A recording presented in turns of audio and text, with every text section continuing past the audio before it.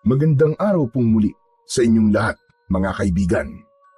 Sa araw po na ito ay isa na namang kwento ng pakikipagsapalaran at kababalaghan ang aking ihahatid sa inyo. Ito ay kwento ng maglolong sina Carido at Makoy. Paglalaro ng trumpo ang isa sa nakahiligang libangan ng batang si Makoy. Bagay naman na ikinagagalit at pinagbabawalan siya ng kanyang lolo. Kung sa anong dahilan ay hindi yun sinabi sa bata. Subalit hindi nagpapigil si Makoy, kundi patago pa rin niyang ginagawa ang paglalaro ng trumpo kasama ang kaibigang si Abel. Hanggang isang kakaibang trumpo ang nadiskubri ng bata mula sa mga lumang gamit ng kanyang lolo.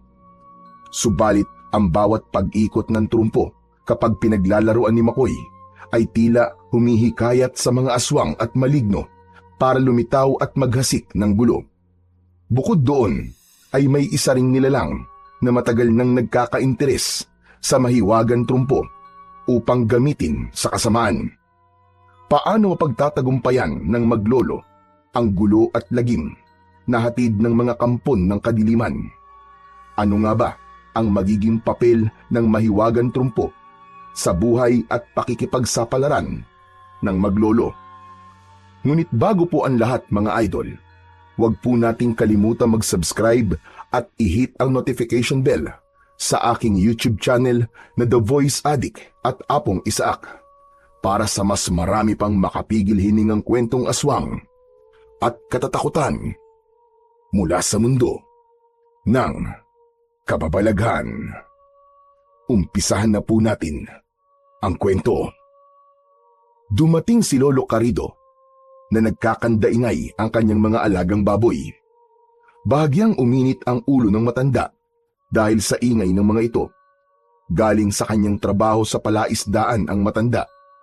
Isa siyang katiwala doon at ang kanyang kinikita sa pagtatrabaho sa palaisdaan ay para sa araw-araw nilang pangangailangan ng apong si Makoy. Pinuntahan ni Lolo Carido ang kulungan ng kanyang mga alagang baboy. Pambihira naman! Nakakarindi naman kayo! Nang dumating ako ang ingay-ingay nyo na kagad nang narinig ako. Pambihira talaga itong mga to! Kinakausap niya ang kanyang mga alaga. Nakasanayan niya ng gawin yon. Sabi kasi kapag kinakausap ang mga alaga, ay mas magiging mataba ang mga ito. Kapag malusog ang mga baboy, mas mabigat at maibibenta ito ng mahal. Malamang, hindi pa kayo pinapakain ni Makoy, ano? Dahil hindi pa siya umuwi. Ang batang yun talaga. Ginagalit na naman ako. Ay, Diyos ko! Nagpatuloy sa pag-iingay ang mga baboy, kaya kinuha na ni Lolo Carido ang nakatabing pagkain ng mga ito. Inilagay yon sa kainan ng mga alaga. Gutom na gutom ang mga ito na agad nilantakan ang pagkain ibinigay ng matanda.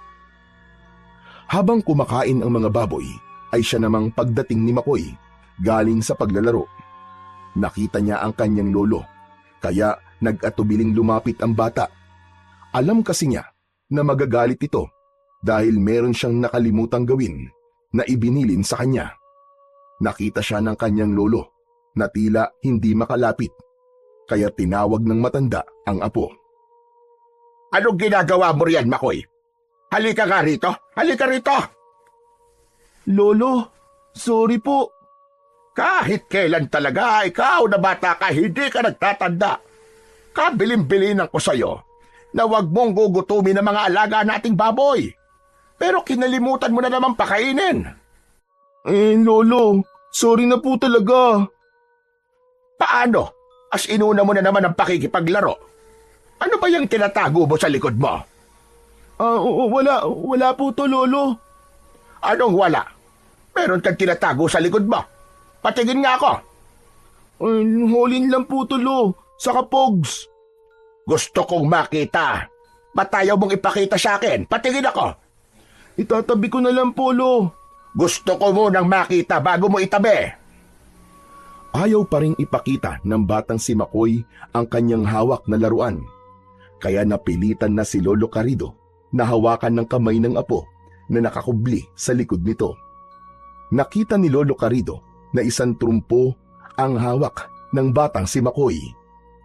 Ayon! Kaya pala ayaw mong ipakita sa akin dahil trumpo yung hawak mo. Saan galing ito, ha?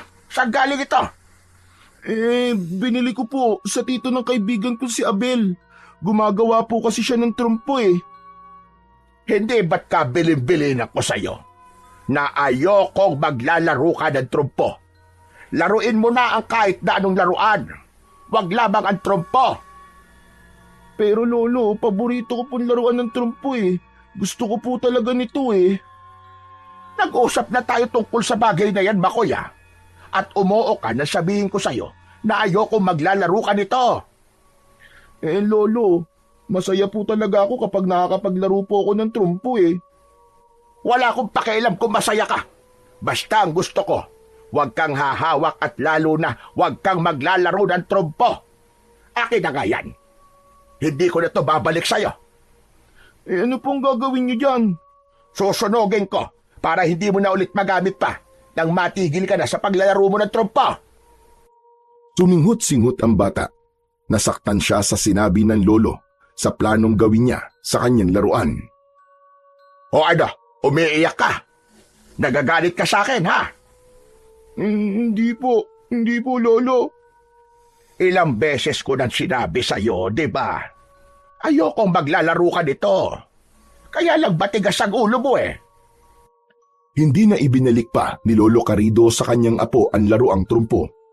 Hindi niya ito sinunog gaya ng kanyang sinabi, kundi humukay siya sa lupa at ibinaon yun. Hindi niya yun ipinakita sa kanyang apo para hindi ito hukayin.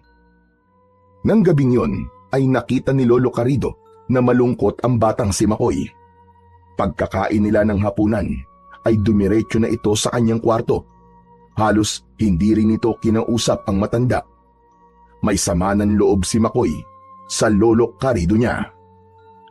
Habang nakahiga at nagpapaantok si Makoy, hindi maalis sa isip niya ang ginawa ng kanyang lolo.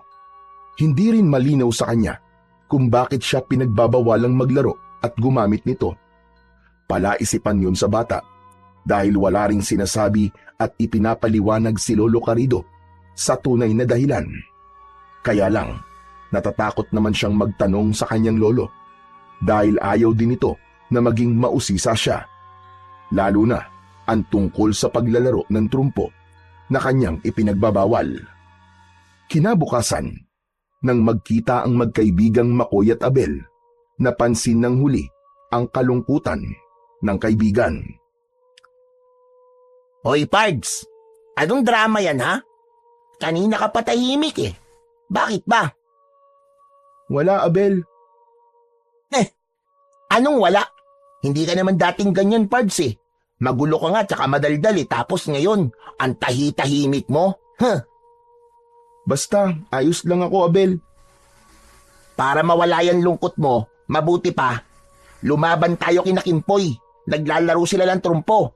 Ang matalo, sisibakin yung trumpo. Di ba? Ayos yun? Hindi pwede, Abel eh.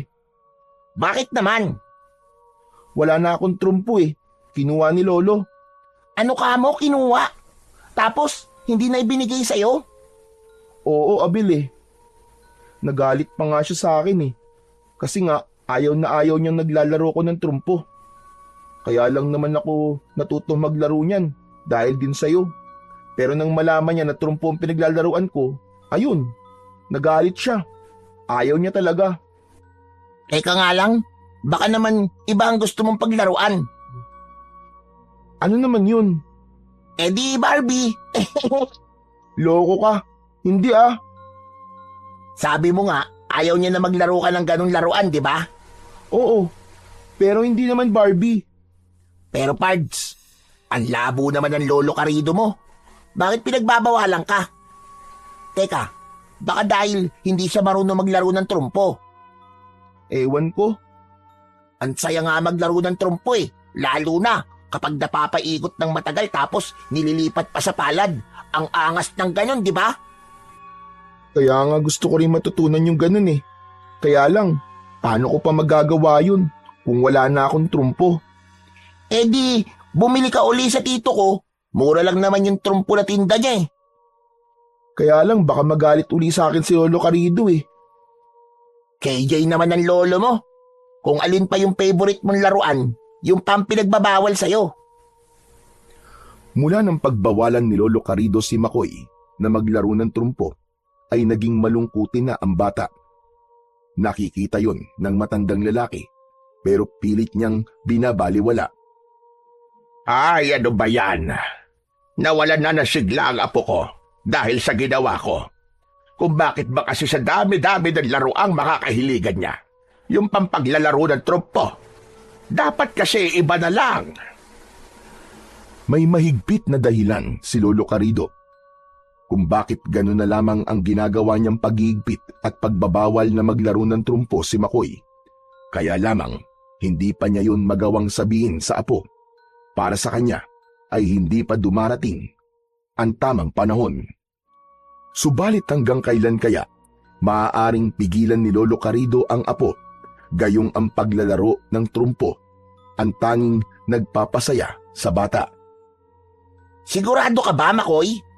Oo, Abel. Sabihin mo sa tito mo na igawa ulit ako ng bagong trumpo.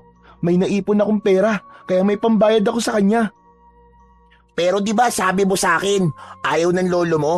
Mamaya, kunin na naman niya sa'yo yun. Hindi naman niya malalaman eh. Saka, hindi ko naman iuuwi sa bahay. Ganito, may naisip ako, Makoy, para hindi makita ng lolo mo ang trumpo. Ano yun, Abel? Eh di, iwan mo na lang sa bahay namin. Kapag maglalaro tayo, eh di punta ka na lang sa bahay. Oo nga no. Ayos yun, Abel. Sabi nga nila, kapag gusto, may paraan. At kapag ayaw, maraming dahilan. Nag-high five pa ang dalawang bata. Ibig sabihin, talagang nagkakasundo ang dalawang magkaibigan. Habang naglalakad ang mga ito, papunta sa bahay ng tito ni Abel na gumagawa ng trumpo, nang may maramdaman silang tila sumusunod sa kanila. Makoy, nararamdaman mo ba yun? Oo, Abel. Parang may kanina pa sumusunod sa atin. Ano kaya yun? Malamang, maligno yung sumusunod sa atin. Ayos ka rin no? Nananakot ka pa eh. Joke lang yun. Ikaw talaga matatakutin ka masyado.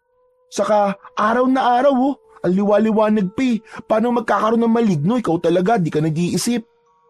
Malay ko ba? Baka mamaya, totoo nga.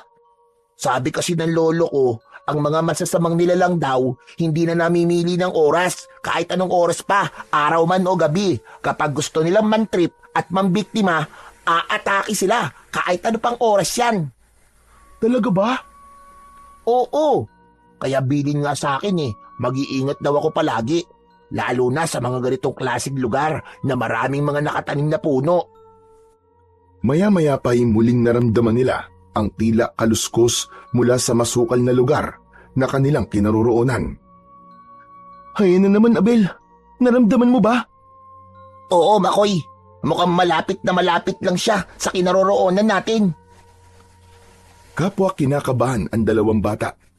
Gusto na nilang tumakbo nang mula sa itaas ay biglang bumagsak sa kanilang harapan ang isang patay na hayop, isang maliit na kambing.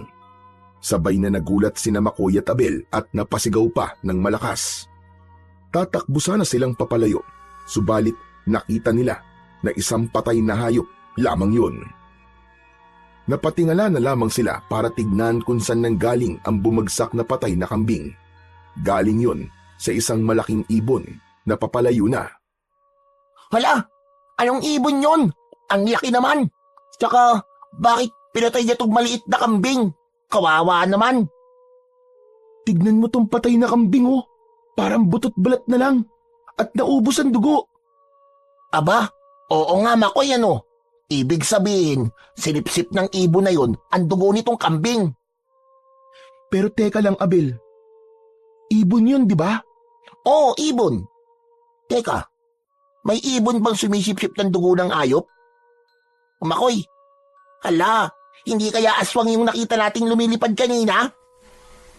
Araw na araw Ay teka pala, sabi mo kanina maaaring araw man o gabi ay umatake ang mga maligno, di ba? Pati na rin mga aswang. Naku po, malamang aswang nga yun, Abel. May aswang na dito sa baryo natin. Umaripas na ng takbo ang dalawang bata. Hindi nila alam kung saan sila pupunta hanggang sa makarating sila sa bahay ng pinsan ni Abel. Sa bahay ng tito niyang gumagawa ng trumpo. Nagtataka ang pinsan ni Abel na si Lino kung bakit tila takot ang dalawang bata. Sinabi ni Abel ang tungkol sa naging karanasan nila habang naglalakad. Maging si Lino ay sumang-ayon na posibleng ang aswang ang kanilang nakita. Para mawala ang takot ng dalawang bata, ay tinuruan na lamang sila ni Lino ng dapat gawin at kung anong pwedeng pangontra. Ipinaalam ang tungkol sa bawang at asin na maaari nilang gamitin sakaling may aswang silang makita at umatake sa kanila. Kahit paano ay nabawasan ang takot ng dalawang bata dahil nga naroon na rin sila sa bahay ng pinsan ni Abel, kaya sinabi ni Makoy ang tungkol sa trumpo na kanyang ipapagawa. Nangako naman si Lino na bukas din ay igagawa niya si Makoy. Pagkagaling ni Makoy sa bahay ng pinsan ni Abel ay umuwi na ito. Naroon na sa bahay nila ang kanyang lolo Carido. Hindi ito galit.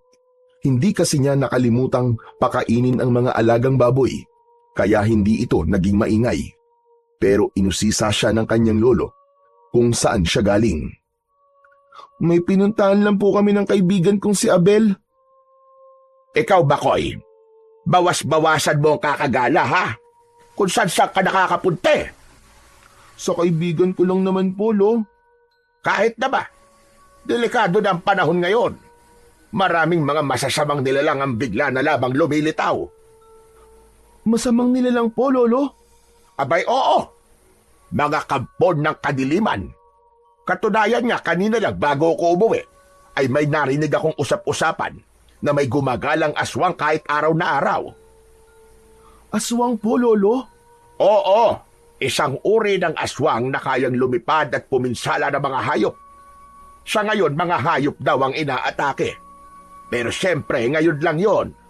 Paano kung sa susunod tao na ang biktimahin? Hindi nakaimik si Makoy sa sinabi ng kanyang lolo Carido. Nakatingin lamang ito sa matanda dahil bigla niyang naalala yung bumagsak na patay na kambing sa harapan nila ni Abel. Bakit natulala ka riyan, Makoy? Ano bang iniisip mo? Wala po, Lolo Carido. Kaya dapat, doblehin natin ang ating pag-iingat. At ikaw, Makoy, dahil bata ka pa, bawas-bawasan mo ang gumala kung saan-saan.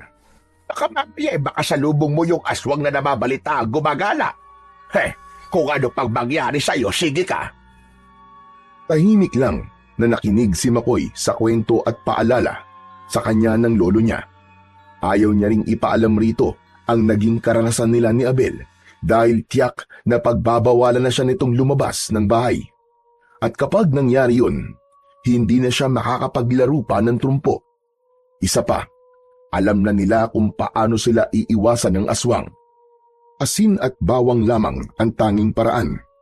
Mas importante pa rin kay Makoy na makalabas siya ng bahay para makapaglaro sila ni Abel, para magamit niya ang trumpo na ipinagawa niya sa tito ng kaibigan.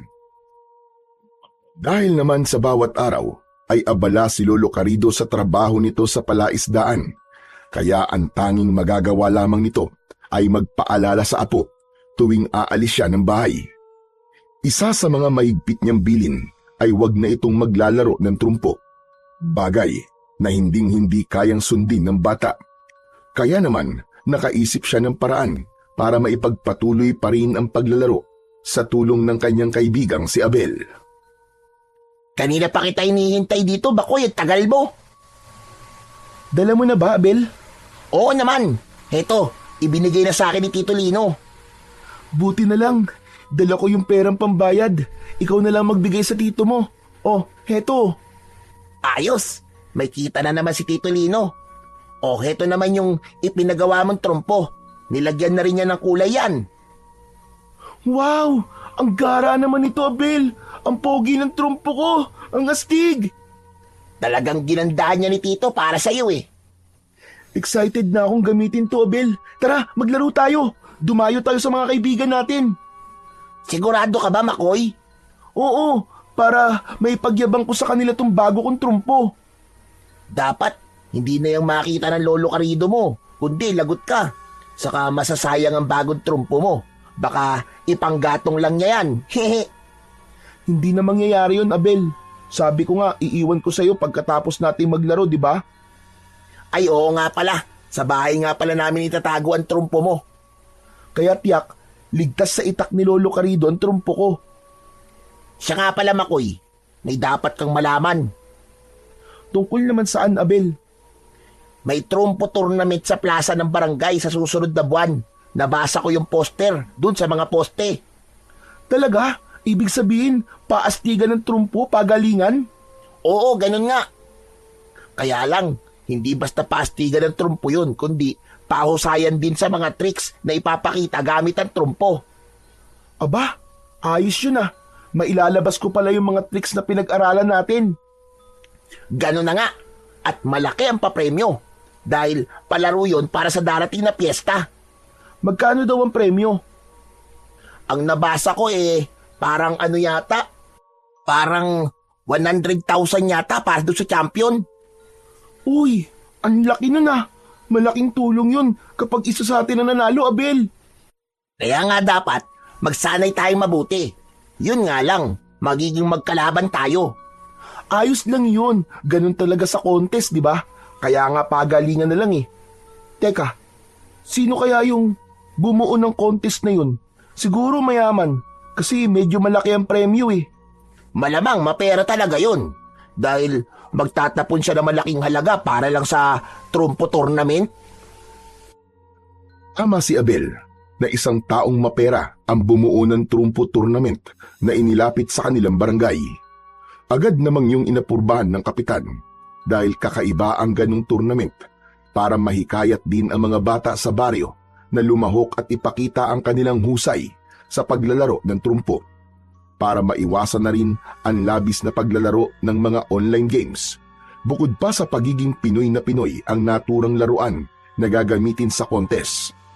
Ang nasabing trumpo tournament ay binuo ng isang may pangalang Leopoldo. Boss, sigurado ka ba talaga sa gagawin mong ito? Oo, Pipoy. Pinag-isipan ko na rin ito. Bakit? Meron bang problema? Bakit po kasi, parang nagtatapon lang po kayo ng pera? Pipoy, wala akong pangihinayang. Saka para sa kasiyahan ng mga taga rito sa Baryo Amorsolo, okay lang sa akin na magtapon ng pera. Basta masaya sila. Aba, bossing, napakabait nyo naman. Parang hindi ka panipaniwala ah. Nang iinis ka ba ha, Pipoy? Anong hindi ka panipaniwala ang sinasabi mo? Bossing, parang nagbago na po kayo. Hindi ako sanay. Pwede ba, Pipoy? Huwag mo na lang akong pakialaman dahil alam ko ang ginagawa ko. Ano po bang mahihita nyo sakaling may madiskubre kayong mahusay maglaro ng trumpo sa baryong to? Di swerte siya dahil magkakaroon siya ng malaking halaga. 100,000 piso. Naninibago talaga ako sa inyo, Boss Leopoldo. Ang dami mo sinasabi, Pipoy. Pwede ba? Itikin mo na lang ang bibig mo dahil hindi ako natutuwa sa opinyon mo. Kaya tumahimik ka na lamang. Bahagyang uminit ang ulo ni Leopoldo. Napipiko na siya sa sinasabi ni Pipoy, ang kanyang kanang kamay, at numero unong pakialamero din. Ang totoo kasi ay may importanteng bagay kung bakit handang gumastos ng pera ni Leopoldo sa ganung tournament. May kailangan siyang tiyakin at malaman. Meron din siyang hinahanap at hindi pa niya yun nasasabi sa kanyang kanang kamay. Dahil baka ikasira pa yun ng kanyang plano kapag sinabi na niya ang tunay na dahilan. Dahil nga interesado sina Makoy at Abel na sumali sa naturang trumpo tournament, kaya kailangan maglaan sila ng mahabang oras sa pagsasanay. Iba't ibang tricks ang kailangan nilang matutunan at mamaster para matiyak na makapasok sila sa finals at isa sa kanila ang manalo. Pero syempre, gustong-gusto ni McCoy na siya ang maging kampyon dahil sa premyo na malaking halaga. Ibig niyang itulong yon sa kanyang lolo Carrido. Madalas niyang naririnig sa kanyang lolo na napapagod na ito sa pagtatrabaho sa palaisdaan. Kung papalarin, ay nais na lamang ng kanyang lolo na magkaroon ng sariling pagkakakitaan. Ang makabili ng kahit second-hand na tricycle na magagamit para magtinda ng isda o anumang pwedeng ibenta. Sa ganung trabaho kasi ay hindi yun buong maghapon, kundi magkakaroon siya ng sapat na pahinga. May edad na rin kasi ang lolo ni McCoy at gusto niyang tulungan ito upang mapagaan ang buhay. Nang araw na yon ay medyo masama ang pakiramdam ni Lolo Carrido, kaya hindi mo na ito makakapunta sa palaisdaan upang pumasok. Nagpasabi na siya sa kasama niya na hindi siya papasok. Ang bagay na yon ay naging problema ni McCoy. Nako, paktay na. Hindi pala aalis si Lolo Carrido dahil mabigat ang katawan niya ngayon. Paano kaya to? Napansin ng matandang lalaki na tila balisa si McCoy, kaya nilapitan niya ang apo at tinanong. Oh, ano bang problema mong bata ka? At kanina ka pa parang hindi dyan mapakali. Kuwan po kasi lolo eh. May pupuntahan lang po sana ako kaya lang meron pala kayong sakit. Bakit? Hindi naman grabe ang sakit ko. Ayos lang ako. Talaga po? Pwede pa rin po akong lumabas ng bahay. Bakit nga sa ka mapupunta? Sa kaibigan ko po kay Abel. Ano gagawin nyo? Baka mamaya may kalokohan na naman kayong gagawin Wala po. Saka kilala niyo naman po si Abel, mabait po siya, di ba? Kung sa bagay, sige, pinapayagan na kitang pumunta sa kanya. Yun! Ayos! Basta sabi ko sa'yo, wala kayong gagawin kung ano ha? Oo naman po, Lo. Magpapakabait po kami. O sige na, at wag mo kong alalahanin dito dahil okay lang ako. Iinom na lang ako ng gamot. Mamaya lang mawawala na rin itong pamimigat ng katawan ko. Sige po, Lo. Salamat po. Nagmano pa si McCoy bago tuluyang lumabas ng bahay. Masayang masaya ang bata dahil makakalabas na siya at makakapaglaro sila ni Abel. Nakangiti namang sinundan ni Lolo Carrido ng tingin ng apo. Naisip niya na talagang malaki na nga si McCoy.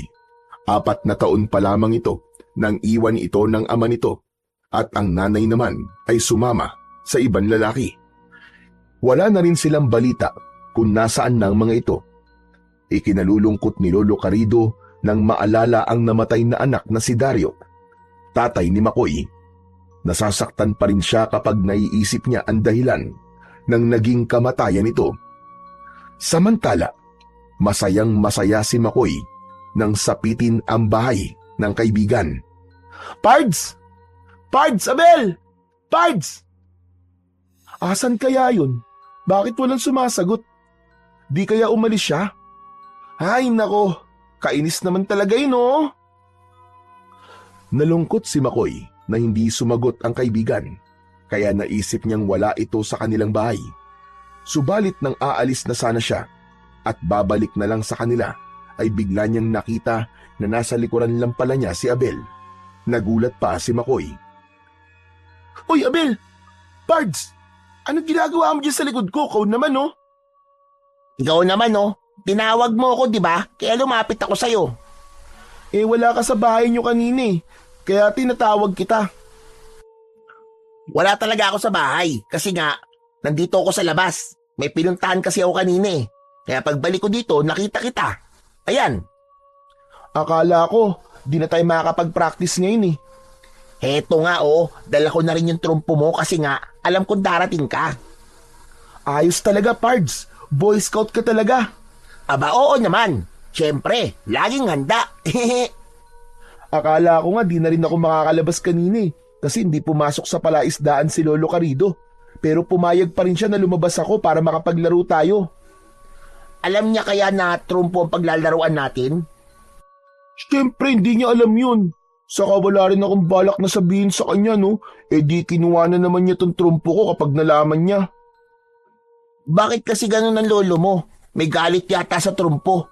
Ayaw na paglaruan mo. Kaya nga eh, ang sarap pa naman paglaruan ng trumpo, di ba? Sinabi mo pa. O ano, ready ka na ba, Pards? Siyempre, ready na ako para pag-aralan yung mga tricks na naisip natin. Gagamit tayo ng sinulid, tapos bote, tapos nakita ko, pati baraha ginagamit din para dun paikutin ang trumpo. Oo, Makoy, tama ka. Lahat yan pagsasanayan natin para mapabilib natin yung mga judge, pati mga manonood kapag sumali tayo sa tournament. Ayos, tara na. Dun tayo sa lugar na walang ganong tao. Ayoko ng maraming storbo saka may ibang nanonood sa atin eh. Kaya dapat magtago tayo. Tama yun. At para hindi rin malaman ng lolo Karido mo. Nagtawanan na lamang ang magkaibigan. Sabay silang naglakad para magtungo sa lugar na walang ganong makakapansin sa kanila para doon magsanay ng mga tricks sa paglalaro ng trumpo. Hapon na nang matapos sa pagsasanay sina Makoy at Abel. Umuwi na ng bahay si Makoy. Nag-aalala siya dahil baka magalit ang kanyang lolo dahil natagalan siya bago umuwi. Malapit na siya sa kanilang bahay nang marinig niya na nagkakandaingay ang mga alagang baboy ng kanyang lolo. Naisip niya na hindi pa yun napapakain ng matanda. Hala, siguro masama pa rin ang pakiramdam ni Lolo Karido kaya hindi niya nabigyan ng pagkain ng mga baboy. Ako na lang ang magpapakain. Kumuha ng pagkain ng baboy si Makoy.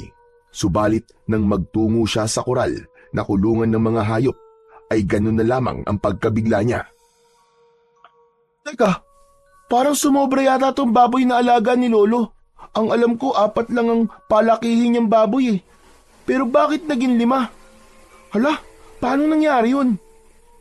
Palaisipan kay Makoy ang bagay na yun. Kaya inisip niyang mabuti kung paanong naging 5 ang baboy na nasa loob ng koral. Di kaya may ibinigay na baboy kay Lolo tapos isinama niya rito? Pinagmasdang mabuti ni Makoy ang mga baboy na nasa kulungan. May napansin siyang kakaiba sa isang baboy na naroon. Nakatitig ito sa kanya at bahagyang namumula ang mga mata nito. Tila natatakot din ang ibang baboy, kaya nag-iingay ang mga ito. Teka lang, napapabalita nga pala na may mga aswang na gumagala ngayon. Di kaya...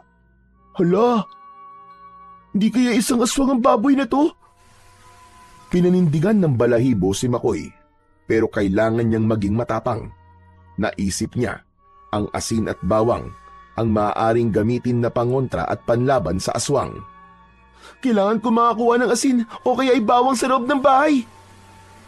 Subalit nang aalis na sana si Makoy para pumasok sa loob ng bahay, ay biglang lumundag ang isang baboy papunta sa kanya. Tila aatakihin siya nun. Buti na lamang ay nakaiwas ang bata. Hindi siya nasunggaban ng baboy, pero nabuwal siya at napaupo. Masama ang tingin ng baboy kay Makoy. Habang nakaupo sa lupa ang bata, ay isang bato ang nakapa niya at agad itong dinampot. Ramdam niya na muling aatake sa kanya ang nasabing baboy. Kaya binato niya yon. Tapul ang muka ng baboy at napaigik pa ito sa sakit ng tamaan ng bato. Nagalit ang baboy na tila gusto uli siyang atakihin. Subalit bago pa makalapit ang baboy kay Makoy ay isang malakas na sigaw ang narinig ni Makoy. Mula yun sa kanyang lolo Karido. Halimaw ka! Huwag mo lalapitan ang apo ko! Galit si Lolo Karido na nakatingin sa baboy. Hawak ni Lolo Karido ang isang sibat na ginagamit niya sa palaisdaan. Sige, subukan mo lapitan ang apo ko at ibabaon ko sa iyo ang sibat na ito. Nataranta ang baboy nang makita si Lolo Karido. Bigla itong tumakbo papalayo. Hindi na sinundan pa ni Lolo Karido, kundi agad nitong nilapitan ng apo na nakasalampak pa sa lupa. Apo, ayos ka lang ba? Opo, Lolo. Ayos lang po ako. Salamat po. Buti po dumating po kayo. Nagising kasi ako at narinig ko nagkakandaingay ang mga baboy. Nagsilipin ko, abay narito ka nga. Lolo, nagtataka nga po ako bakit 5 po yung baboy doon po sa kural eh. Hindi baboy ang isang yon, kundi isang aswang na nag-anyo ng isang baboy. Tama pala yung kutob ko. Aswang talaga siya. Buti na lamang at hindi pa niya nalalapa ang mga alaga kong baboy. Siguro gusto niyang gawing pagkain at sipsipin ang dugo. Totoo nga palang maaaring maging anyo na iba't ibang hayop ang aswang, Lolo, no? Kagaya ng minsan nakita namin ni Abel na naglalaro kami. Isang aswang na nasa anyo ng isang malaking ibon. Ano ka ba? Nakakita na rin kayo ng aswang? Nabigla si Makoy. Hindi na makapagkakaila. Nadulas na siya at hindi niya na mababawi pa ang kanyang sinabi. Opo, Lolo. Mabuti na lamang at walang masamang ginawa sa inyo. Wala naman po. Kaya nga po nagpapasalamat kami. Kaya nga kabilin-bilin ko sa yung bata ka. Huwag kang basta-basta na lang lalabas ng bahay. Lalo na ngayon na napakadelikado ng panahon. Nagkalat na rin ang iba't ibang uri ng nilalang. Mga kampon ng kadiliman na maaaring mambiktima at pumatay ng mga tao. Salamat po sa paalala niyo, Lolo. O siya, halika na. Pumasok na tayo sa loob ng bahay. Lo, kumusta na po pala ang pakiramdam niyo? Maayos-ayos na, apo. Mabuti naman po at magaling na kayo. Pumasok na ng bahay ang maglolo. Sa loob ng bahay, habang sabay na kumakain ng dalawa, ay napag-usapan nila uli ang tungkol sa aswang na nagkunwaring baboy. Ano po ba talagang kailangan ng mga aswang na yun, Lolo? Bakit po sila nang gaganon? Ang nais nila ay manggulo at maghasik ng lagim dito sa baryo. Ginagaya nila ang mga hayop dahil yun ang kanilang target. Sa ngayon, nagiging kontento pa sila sa hayop ang kanilang maging biktima. Kaya lamang, maaaring dumating ang oras na hindi na sapat sa kanila at dugo at karne ng hayop. Ibig niyo po bang sabihin, posibleng tao na po maging biktima nila? Yun ang posibleng mangyari na totoong nakakabahala, apo. Naku po, kung gano'n na delikado pala tayo, Lolo. Tama ka. Kanina nga lang kung hindi ako dumating. Aba, baka kwento ka na ngayon. Baka nabiktima ka na ng aswang. Subukan lang po talaga ng aswang na yun at lagot siya sa akin. Apo, hindi madaling kalaban ang mga aswang. Pero Chaklo, meron din po silang kahinaan. Oo naman, meron talaga. Kaya lamang, bilang tao, ay hindi natin mapapantayan ng kanilang kapangyarihan. Maliban na lamang kung meron din pambihirang katangian ang taong lalaban sa kanya. Sana, ako po yun, Lo. Yung meron akong pambihirang katangian. Ikaw na bata ka talaga, oo. Kung ano-ano sinasabi mo. Lo, gusto ko po magkaroon ng superpower. Saka para po may pagtanggol ko rin ng mga tao sa pag-atake ng masasamang nilalang. Mukhang gutom ka pa rin na po. Sige na, dagdagan mo pa ang pagkain mo. Pero wag masyado magpapakabundat at baka naman maimpatyo ka at sumakit ang tiyan mo. Pero Lo, pwede naman po ang ganun, di ba? May biglang dumating dito sa baryo natin na magiging tagapagtanggol para iligtas po ang mga taong gagawa ng masama ng mga kampo ng kadiliman. Pwedeng mangyari yon. Wish ko po, ako na lang po talaga ang maging tagapagtanggol. Hala, sige na. Tapusin mo na ang pagkain mo. Kung ano-ano na sinasabi mong bata ka.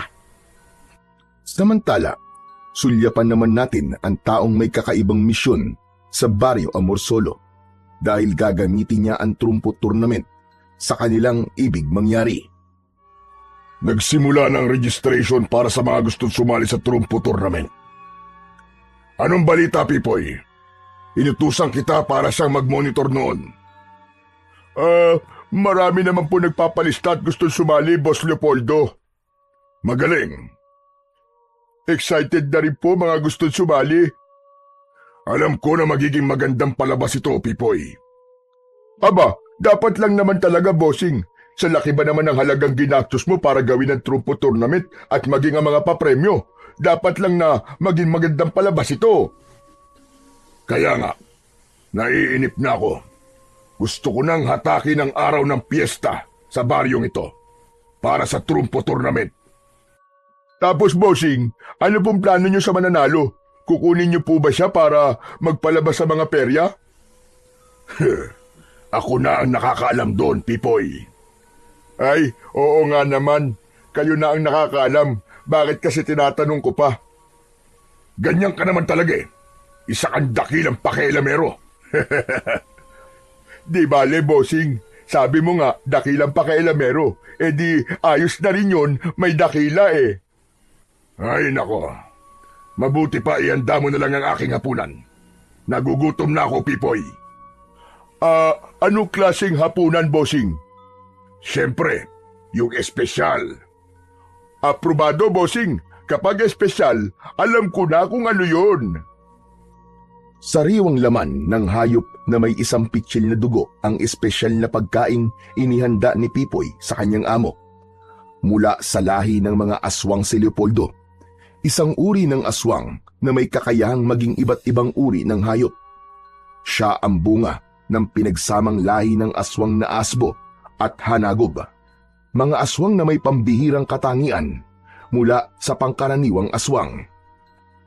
Sa kanyang pagpunta sa baryo ni Lolo Carrido ay may mahalaga siyang misyon at hinahanap.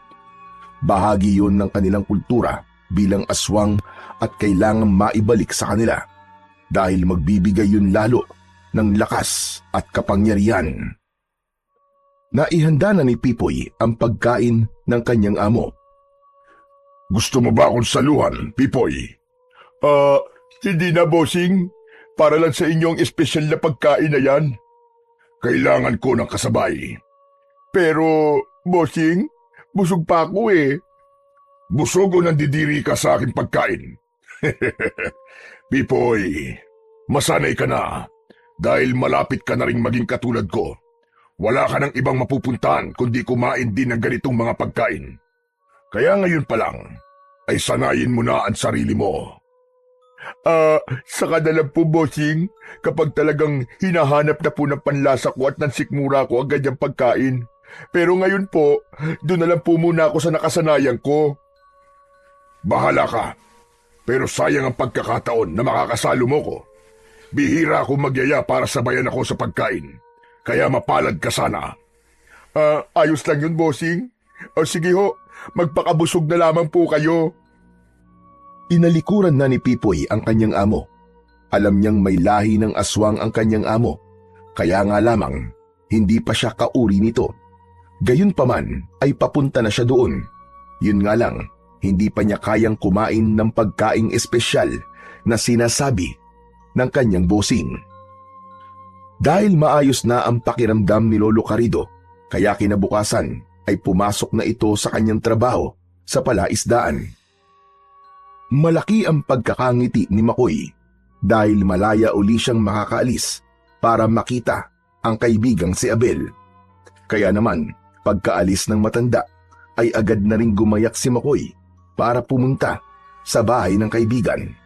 Naghihintay na sa labas ng kanilang bahay si Abel nang dumating si Makoy. Ayos! Ang aga mo ngayong Padsa. Siyempre, excited ako eh. Ako rin. Magpaparegister tayo para makasali sa trumpo tournament. Okay, tara na. Baka mamaya di pa tayo umabot eh. Di ba huling araw na ngayon ng pagpapalista? Oo, aabot tayo. Huwag ka mag-alala. Magkasama ng lumakad ang magkaibigan upang magpunta sa lugar na malapit sa barangay kung saan naroon ang palistahan para sa mga nais sumali sa kontes. Humingi ng tag-isang form ang dalawang bata at sinulatan yun. Tinatakan ito ng babaeng nag-asikaso sa kanila, saka binigyan sila ng numero. Number 49 si Abel at number 50 naman si Makoy. Ibig lang sabihin ay ganun karami ang nais na sumali. Pero hindi lahat yun ay magpepresenta sa araw ng piyesta, kundi magkakaroon muna ng elimination para pumili ng 20 magpapakitang gilas sa mismong kapistahan. Yun ang dapat pang paghandaan ng magkaibigan. Nang makauwi na sina Makoy sa bahay nila, dumaan muna siya sa may koral. Nag-alala na baka pinasok na naman ng aswang na nag-aanyong baboy at tirahin ito ang alaga ng kanyang lolo. Sabi pa naman ng lolo niya ay malapit na nitong ibenta ang kanyang mga alaga para maging pera na. Tsak madali niya itong maibibenta dahil malapit na ang pista sa kanilang baryo. Kailangan ng mga magkakarni ang baboy na kanilang ititinda. Dahil walang kakaiba sa koral nang dumating si Makoy at hindi rin nagkakandaingay ang mga baboy, kaya dumiretso na siya sa loob ng kanilang bahay. Pumasok sa kwarto ng kanyang lolo Carido. Magkaiba ang kwarto na kanilang tinutulugan. Akala kasi ni Makoy ay umuwi na ang lolo niya at nagpapahinga na. Subalit sa pagpasok niya sa kwarto ng kanyang lolo, ay agad na umagaw ng kanyang atensyon ang isang lumang baul. Mga lumang gamit yon ng matanda. Marahil nakalimutang ibalik mula sa pagkakakuha galing sa ilalim ng kamang tulugan. Dahil noon lang niya nakita ang lumang baul na yon, kaya nagka-interes si Makoy na buksan yon. Mga lumang gamit ng kanyang lolo ang una niyang nakita sa ibabaw ng baul.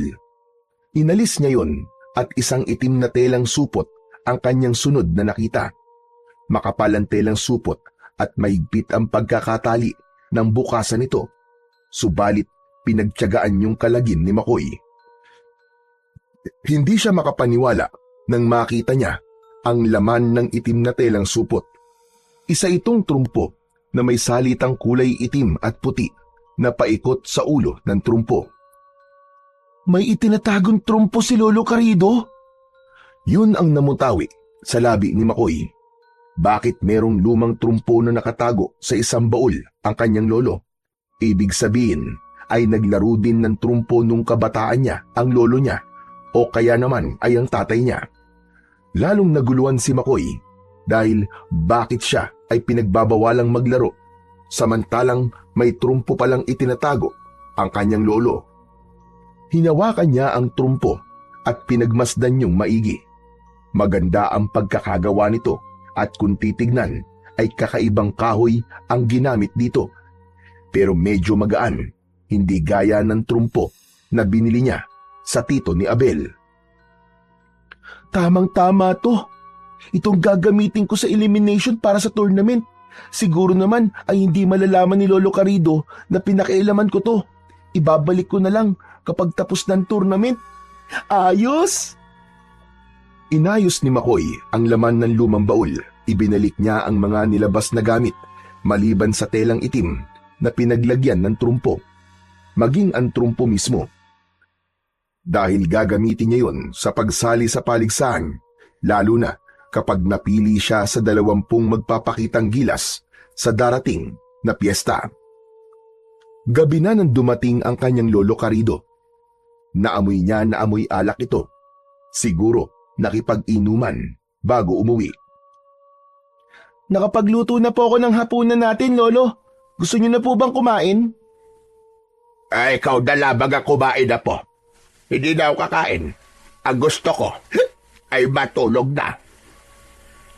Baka po magkasakit kayo, Lolo. Dapat po kumain po kayo kahit konti lang. Kumain na rin ako. Bago kami nagtagayan ng kasama ko sa palaisdaan. Saka konti lang naman ang ininom namin eh. Sige po, tumuloy na po kayo sa kwarto. Ako na lang po ang kakain. Nagtuloy na sa kanyang kwarto ang kanyang Lolo Carido. Nakahinga ng maluwag si Makoy dahil alam niyang hindi mag-uusisa si Lolo Carido. Lalong hindi niya mapapansin ang ginawa niyang pakikialam sa lumang baul nito. Nang makakain ay inayos na rin ni Makoy ang kanyang tutulugan. Tulog na ang lolo niya, kaya wala siyang makakakwentuhan, kaya kailangan na rin niyang magpahinga. Bukas ay kailangan nilang bumalik ni Abel para sa pagpili ng 20 magiging final contestant sa trumpo tournament. Walang ibang hangad si Makoy, kundi ang mapabilang siya. Hating gabi na, at nasa kasarapan ng tulog si Makoy nang magising siya at makarinig ng kakaibang ingay mula sa labas ng kanilang bahay. Pupungas-pungas na napabangon ng bata at sumilip sa bintana ng kanyang kwarto. Napasigaw ang bata nang pagbukas niya ng bintana ay isang nakakatakot na anyo ang nabungaran niya. Isang kakaibang nilalang yun, isang aswang na may nakakadiri at nakakatakot na anyo. Mula naman sa katabing kwarto kung saan natutulog ang kanyang lolo, ay nagising din ang matanda sa sigaw ni Makoy dahil din sa pagkagulat. Bumangon ang matanda at nagmamadaling pumasok sa kwarto ng apo dahil sa pag-aalala. Makoy, apo! Bakit ano nangyari sa'yo? Narinig ko sumigaw ka. Lolo, nagulat lang po ako. May nakita po kasi akong nakakatakot na nilalang pagbukas ko po ng bintana ng kwarto ko. Anong klaseng nilalang yon? Hindi ko po alam eh. Pero sa tingin ko po, aswang siya. Ano ka mo? Aswang? Opo, Lolo. Nakakatakot at nakakadiri po talaga ang itsura niya. Abang nag-uusap ang maglolo, ay minsan pa'y narinig nila ang ingay na galing sa labas. May kakaibang ungol at igit yun mula sa sinasabing aswang, ayon kay Makoy. Kaya sumilip na rin si Lolo Carido upang alamin kung ano bang nilalang ang naroon. Nakita nga ng matandang lalaki na hindi lang isa, kundi 3 aswang na lumilipad ang naroon sa labas ng bahay. Mga aswang na nag-anyong ibong panggabi ang naroon at nagbabantay at tila nag-aabang sa kung sino mang maaari nilang atakin sa labas ng bahay. Mga aswang nga sila, apo! Bakit nandito po sila sa labas ng bahay natin? At parang meron po silang inaabangan at hinihintay. Hindi ko rin alam, apo. Lolo, ano pong gagawin natin? Baka pasukin po tayo ng mga aswang na yun. Akong bahala. Ihahanda ko ang sibat na itinabi ko. Oras na sa pilitan silang pumasok dito sa bahay natin, ay matitikman nila ang tulis ng aking sibat. Magiging barbecue ang aswang sila. Subalit lumipas ang magdamag. Hindi pumasok sa loob ng kanilang bahay ang nakitang aswang na gumagala sa labas. Kaya nga lamang ay naging palaisipan yun kay Lolo Carido. Ang pagkakaroon ng aswang na tila tumatambay sa labas ng kanilang bahay ay pagpapahayag lamang na mayroong bagay na humihila o nag-iingganyo para sa mga kampo ng dilim at manatili roon. Dapat niyang alamin kundi malalagay sila sa panganib ng kanyang apo o kaya namay dapat siyang maging alisto para sa anumang panganib na darating. Kinabukasan ay magkasamang nagpunta na sa barangay ang magkaibigan para sa pagsabak nila sa elimination ng mga kasali sa trumpo tournament. Dala ni Abel ang ipinatagong trumpo ni Makoy, subalit nang ibinigay na nito ang laruan sa kaibigan ay tinanggihan niya yun dahil iba daw ang trumpong gagamitin ni Makoy. Ano? Ayaw mong gamitin ang trumpo mo? Oo, Abel, may gagamitin na ako. Ang gara ng pagkakagawa, grabe. Nakita ko sa lumang gamit ng lolo ko. Heto, oh. May ganyan laruan si Lolo Carido? Oo, hindi ko nga alam kung bakit eh. Pero ito na lang ang gagamitin ko. Mas gusto ko to. Saka ang ganda kasi. Lalo na kapag pinaiikot ko na. Oo nga, ang gara nga niyan. Sana all, may lolo na may nakatagong trumpo. E di, ibabalik ko na to sa bag. Kasi hindi mo na to gagamitin. Oo, Abel, tago mo na lang muna uli. Pero teka, paano kung malaman ng lolo mo na nasa iyan at pinakialaman mo? Kaya nga dapat hindi niya malaman. Kundi lagot talaga ako. Baka magulpi pa ako nun. O tara na, baka magsisimula ng elimination para malaman na natin kung makakapasok tayo. Nang simulan na ang elimination ay nag-umpisa na ring kabahan si Makoy. Lalo na nang makita niya na mauhusay din ang kanyang makakalaban. Si Abel ay ganun din na abot-abot ang kanyang kaba. Dahil number 49 si Abel at si Makoy ay number 50, kaya ito ang unang sumalang. Malakas ang kabang nararamdaman nito, kaya may mga naging sablay sa ipinakitang tricks. May hagis pa ng trumpo na hindi yun umikot. Kaya malamang na hindi na ito makakapasok sa finals. Nang si Makoy na ang magpapakitang gilas, ay matindi rin ang nararamdamang kaba. Parang may sumusuntok sa dibdib ni Makoy. Yun ang pakiramdam niya. Subalit nang simulan na niyang magpakitang gilas, ay maging siya man ay nagulat. Tila may sariling buhay ang trumpong gamit niya nang paikutin niya ito. Dahil gumagawa ito ng tricks na hindi naman niya pinagsanayan.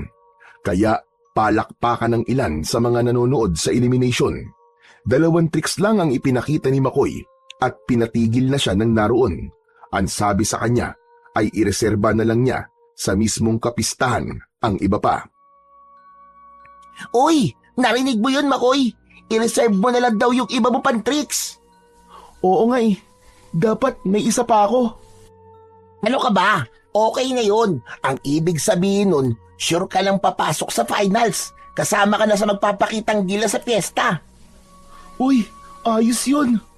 Pero teka lang ha, yung 2 tricks na ipinakita mo kanina, yung pagtalon-talon ng trumpo, tapos yung pinatulay mo sa mga daliri mo, di ba? Wala naman yun sa pinagpraktusan natin. Oo, di nga yun kasama. Kaya lang kanina kasi parang may sariling diskarte yung trumpo eh. Ano yun? May sarili buhay?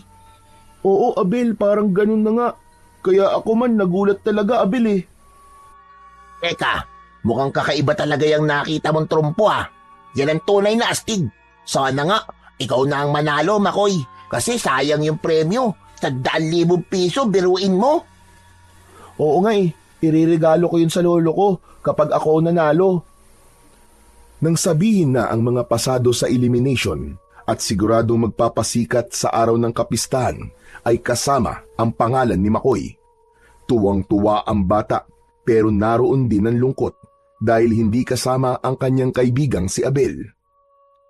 Sayang no? Sana ikaw din kasama sa finals para masaya. Ano ka ba? Okay lang yun, Makoy. May next year pa naman eh. Sasali na lang ako uli. Huwag ka nang malungkot. Pambira ka oh. Ayos lang ako. Saka laban natin to, Abel eh. 2 tayo nagsanay, di ba? Basta, Makoy. Pangako mo. Paghusayan mo ha. Pero nararamdaman ko.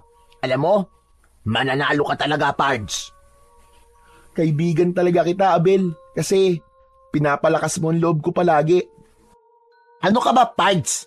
Nakita ko yung mga tricks mo kanina. Sabi mo nga parang may sariling buhay ang gamit mong trumpo, di ba? Kaya malaki ang pag-asa mong manalo. Sana totoo nga yan, Abel. Para matupad ang pangarap kong matulungan si Lolo. Siyempre, may balato ka rin. Yan ang pinakagusto ko sa lahat na sinabi mo, Pards. Yung ibibigay mong balato sa akin. Nagkatawanan na lamang ang magkaibigan. Ang kasabikan sa araw ng piyesta para sa gagawing pagpapakitang gilas ni Makoy ay magiging malaking hamon sa bata.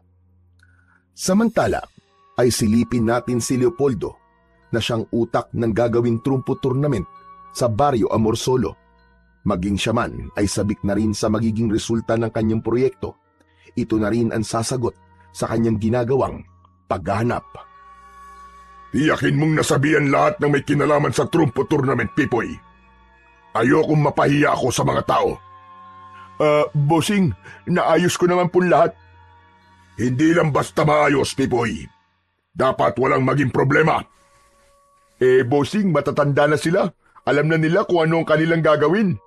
Basta, tiyakin mo na hindi rin magkakaroon ng gulo. Kaya lang, bossing, may nabalitaan ako. Medyo nag-aalala nga ako eh. Ano yon? Kasi bossing, may mga kauri kang nagsisimula ng gumala dito sa baryo. Hindi ko rin ganap na may paliwanag kung bakit. Samantalang wala ka namang kinalaman sa mga aswang na yun. Isa lang ang nakikita kong dahilan, Pipoy. Andito nga sa baryong ito at naaamoy nila ang amoy na yon. Ano, bossing? Naaamoy? Bakit? Marami bang mababaho at mga amoy aswang sa lugar na to? Tonto! Hindi yun ang ibig ko sabihin. Kundi yung matagal na naming hinahanap na mula pa sa aming mga ninunong aswang asbo at hanagob. Dito marahil yun matatagpuan. Pero kailangan ako makakuha nun at hindi ang ibang aswang. Kung bakit kasi hindi mo nalang sabihin sa akin kung ano yun para matulungan kita eh. Pipoy, kilala ko ang likaw ng bituka mo. Hindi ka lang pakialamero, kundi mahilig ka ring manlamang. Kaya nga, hindi ko ipinagkakatiwala sa'yo ang paghanap nun. Pambihira ka naman, bossing. Nakakasama naman kayo ng loob. Wala akong pakialam kung sumama ang loob mo sa akin. Nagsasabi lamang ako ng totoo. Hindi nagustuhan ni Pipoy ang sinabi ng kanyang bossing. Talagang nasaktan siya at sumama ang kanyang loob. Matagal na akong naglilingkod sa kanya at naging tapat. Pero yung pala ay pinagdududahan pa rin niya ang katapatan ko. Ngayon, mas nakilala na kita ng gusto, bossing. Kaya magpasensyahan na lang tayo kung isang araw magbago ang isip ko. Kung anuman ang ibig sabihin ni Pipoy sa mga bagay na yon ay siya lamang ang nakakaalam. Iisa lang ang tiyak. Nagkaroon na ng lamat ang pagkakakilala at respeto niya sa kanyang bossing. Hanggang dumating ang pinakahinihintay na araw sa Baryo Amorsolo. Yun nga ay ang kapistahan. Masaya at abala ang mga taga-baryo. Mahalaga sa kanila ang okasyong yun dahil kapos man sila sa pang-araw-araw pagdating ng piyesta, ay tinitiyak nila na meron silang maihahanda. Pinaghahandaan talaga nila ang araw na yon. Si Makoy ay kanina pa nakahanda. Ang isusuot niya sa gagawing pagtatanghal ay kagabi pa niya inilagay sa bag. Naghihintay na lamang siya na umalis ang kanyang lolo para pumunta sa palaisdaan. Narinig niya ang sinabi nito kagabi na kahit piyesta sa baryo ay mas pipiliin pa rin niya ang pumasok sa trabaho. Sayang kasi ang kanyang kikitain. Kaya nang makita ni Makoy na umalis ang kanyang lolo ay nagmamadali na rin siyang umalis. Dadaan siya sa bahay ng kaibigan dahil sasamahan siya ni Abel sa gagawin niyang pagsali sa paligsahan. Ang best friend niya, ang kanyang numero 1 supporter. Subalit nang makarating na si Lolo Carido sa palaisdaan, ay agad siyang nilapitan ng kanyang kasama. Niyaya siyang wag na munang pumasok, kundi ibibilin na lamang sa isa pa nilang kasama ang pag-aasikaso ng palaisdaan. Gusto kasi ng kanyang kasama roon na manood ng gagawing trumpo tournament. Dahil sa pakiusap at ginawang pag-aya kay Lolo Carido ay napapayag ito. Nagpaalam na sila sa kanilang kasama para manood sa gagawing contest sa araw ng kapiestahan. Gagawin ang pagtatanghal malapit sa barangay dahil doon din gumawa ng entablado. Ayon na rin sa pakikipag-usap ni Leopoldo sa kapitan ng baryo. Nag-umpisa na ang programa. Masaya at nagsisigawan ng mga tao na pare-parehong sabik sa ipapakita ng mga kalahok sa trumpo tournament. May isang espesyal na lugar para kay Leopoldo at sa kasama niyang si Pipoy. Kaya kitang-kita nila ang lahat ng kasali sa paligsahan. Isa-isa nang nagpakitang gilas ang mga kasali. Subalit, nang ang 15 kalahok na ang tinawag, nanlaki ang mata at ganun na lamang ang pagkagulat ni Lolo Carido nang tawagin ang kanyang apong si Makoy. Mang Carido, di ba apo mo yun si Makoy? Oo, apo ko nga yun. Kasali pala siya eh. Di mo nabanggit sa akin. Tapos ayaw mo pang manood para suportahan siya. Ang totoo hindi ko alam na kasali siya. Inilihim sa'yo? Oo, inilihim niya sa akin. Aba baka gusto kang sorpresahin. Haya na pala siya eh. Nasa gitna ng entablado. Mukhang pinaghahandaan niya ang kanyang mga ipapakita. Titig na titig si Lolo Carido sa apo na nasa gitna ng entablado. Hindi siya makapaniwala nang makita niya ang hawak nitong trumpo. Hindi maaari. Bakit niya pinakialaman yon? Paano niyang nalaman ang trumpo na itinago ko sa baol? Mang Carido, tignan mo. Ang husay pala ng apo mo eh. Kakaiba ang mga tricks niya. Yung trumpong gamit niya parang kusang gumagalaw. May sarili atang buhay. Aba, kakaiban talaga. Hindi niya dapat kinuha ang trumpo na yon. Nagsisigawan ng mga tao. Tila bitin pa sila sa mga ipinakitang husay ni Makoy at kung paano niya minamanipula ang trumpo sa kanyang mga kamay. Kaya humingi pa ang mga tao ng karagdagang tricks mula kay Makoy. Wala namang kahirap-hirap si Makoy sa mga tricks na ipapakita dahil nga sa bawat pagpapaikot niya ng trumpo ay may ginagawa itong nakakamanghang bagay. Sa lugar na kinaroroonan ni Leopoldo at Pipoy ay nanlalaki ang mga mata ng lalaking nagpasimuno ng paligsahan. Nakatutok ang mga mata niya kay Makoy at sa ginagamit niyang trumpo upang gumawa ng iba't ibang tricks. Bossing, ang husay ng bata kakaiba siya. Hindi siya pangkaraniwan. Nakikita ko, Pipoy. Kaya huwag kang istorbo sa panonood ko. Sinasabi ko lang naman, bossing Huwag naman mainit ang ulo nyo. Sinisira mo ang konsentrasyon ko. May iniisip ako. Kaya huwag kang istorbo. Manahimik ka na lamang dyan. Di manahimik. Masyado naman kayong high blood, bossing. Ang sabi ko manahimik ka. Kung ano-ano pa sinasabi mo.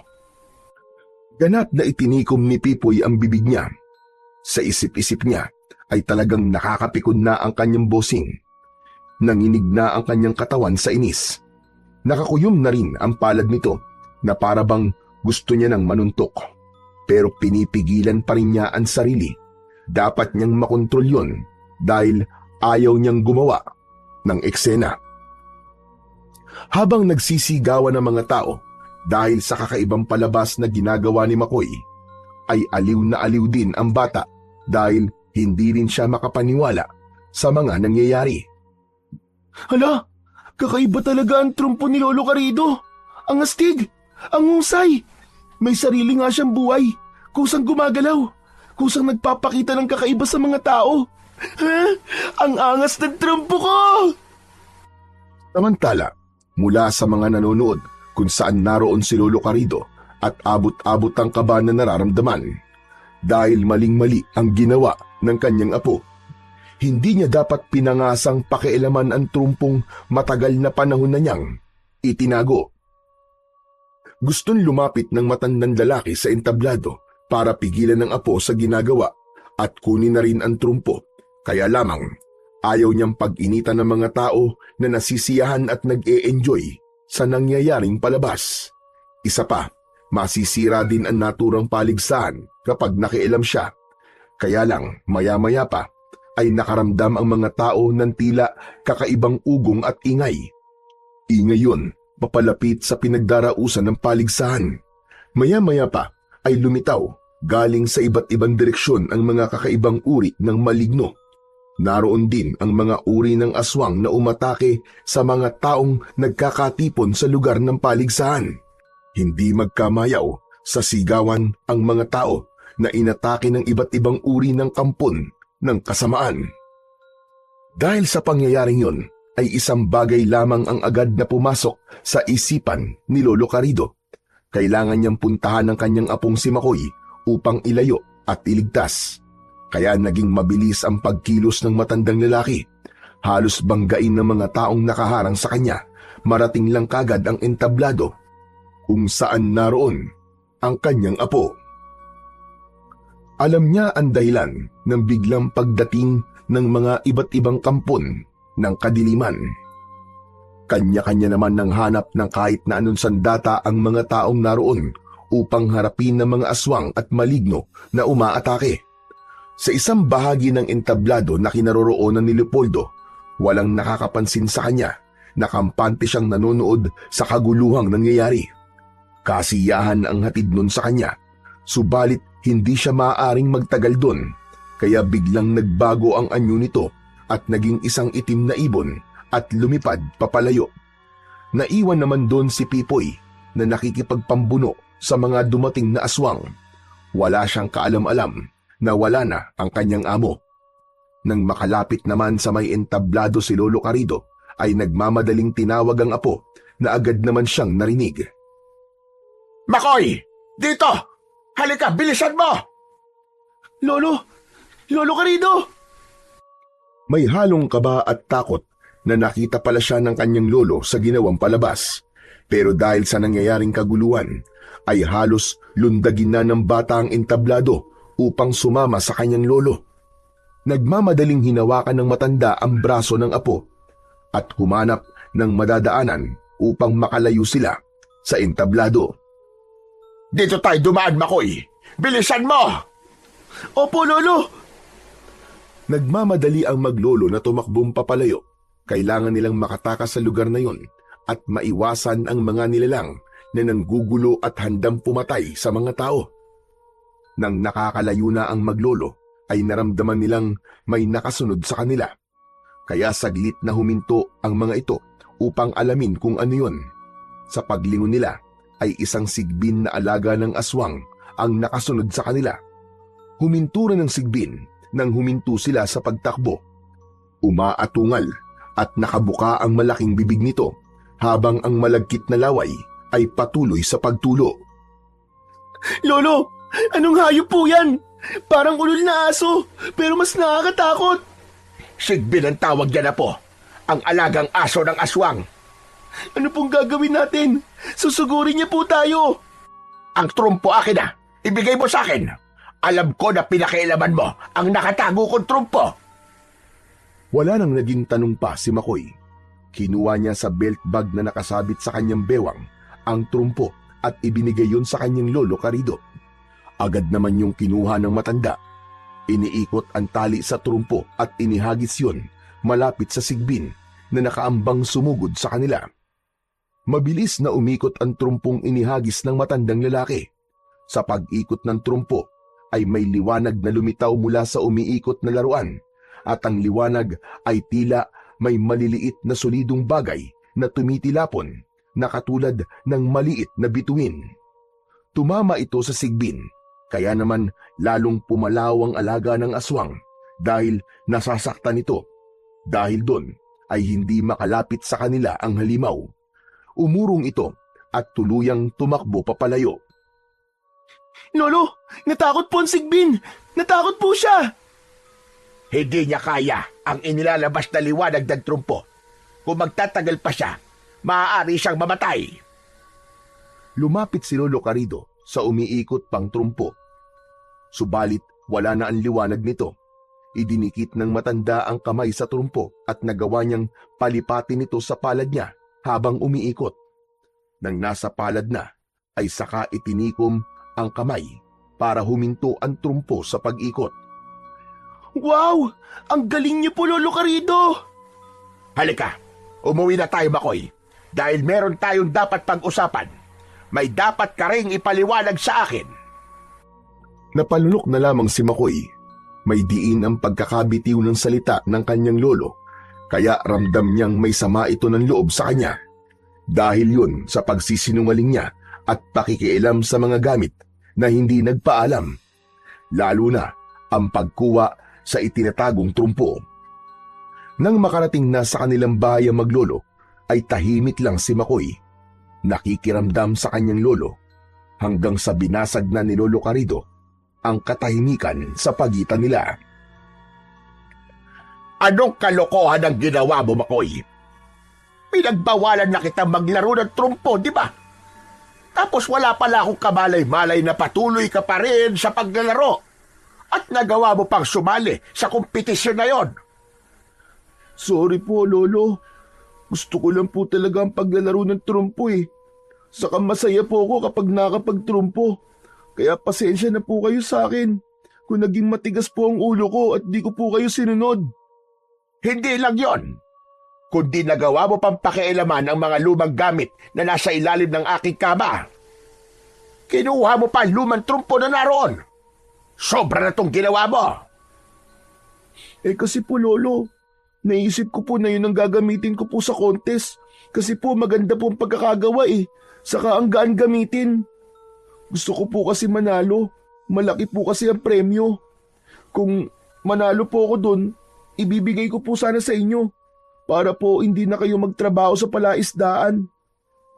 Pwede po kayong mag-business gaya po na sinabi nyo. Kaya po ayun, nagpumilit po akong sumali. Kaya lang, hindi po natapos yung contest eh, dahil po may gulong nangyari. Tama ka. Dahil sa mga kampon ng dilim na sumalakay at handang pumatay ng mga kababaryo natin. Sana lang, walang ganong napahamak sa nangyari kanina. Wala pa tayong balita. Gustong-gustong mainis ni Lolo Carido sa apo niya. Kaya lamang tila naibsan ng galit niya dahil sa sinabi ng bata. Para sa kapakanan pala niya ang iniisip nito dahil nga nahihirapan na siyang magtrabaho sa palaisdaan. Ibig ni Makoy na matulungan ang Lolo Carido niya at pagaanin ang buhay nito. Pero Lo, may tanong lang po ako sa inyo. Huwag po sana kayong magagalit sa akin ha. Ano ba yon? Bakit po meron kayong trumpo dun sa inyong lumang baul? Dati po ba kayo naglalaro ng trumpo, Lolo? Mahilig din po ba kayong gumawa ng mga tricks? Pero bakit niyo po ako pinagbabawalang maglaro kung mahilig din pala kayo sa trumpo? Saglit na natahimik si Lolo Carido. Marami itong tanong. Kailangan niya nang sabihin sa apo ang dahilan. Wala na siyang lusot para itago pa yon. Kaya minsan pang bumalik sa alaala ng matandang lalaki ang isang pangyayaring nais niya na sanang ibaon sa limot. Dahil nga mabigat sa dibdib na balikan ang tungkol sa nakaraang yon. Gaya ni Makoy ay mahilig din sa paglalaro ng trumpo ang tatay niyang si Dario nung kabataan pa nito. Si Dario ay anak ni Lolo Carido. Hanggang sa mag-asawa ay nanatiling libangan ito ni Dario at mahilig rin sumali sa iba't ibang paligsahan na may kinalaman sa trumpo. Si Lolo Carido ang nagturo sa anak at ipinasa rin niya ang trumpo na minana pa niya sa kanya namang ama na galing din sa mga ninuno. Subalit ang naturang trumpo ay meron palang nakatagong kwento. Hindi lamang ito isang pangkaraniwan trumpo, kundi meron tong taglay na kakaibang lakas at kapangyarihan. Sa madaling salita, ay mahiwaga ang trumpong minana pa ni Lolo Carido sa kanyang mga ninuno. Yun nga lang, mapait ang naging karanasan ni Lolo Carido at ng anak niyang si Dario sa trumpo na yon. Galing ng gabing yon sa isang kompetisyon si Dario kasama ang asawa nito.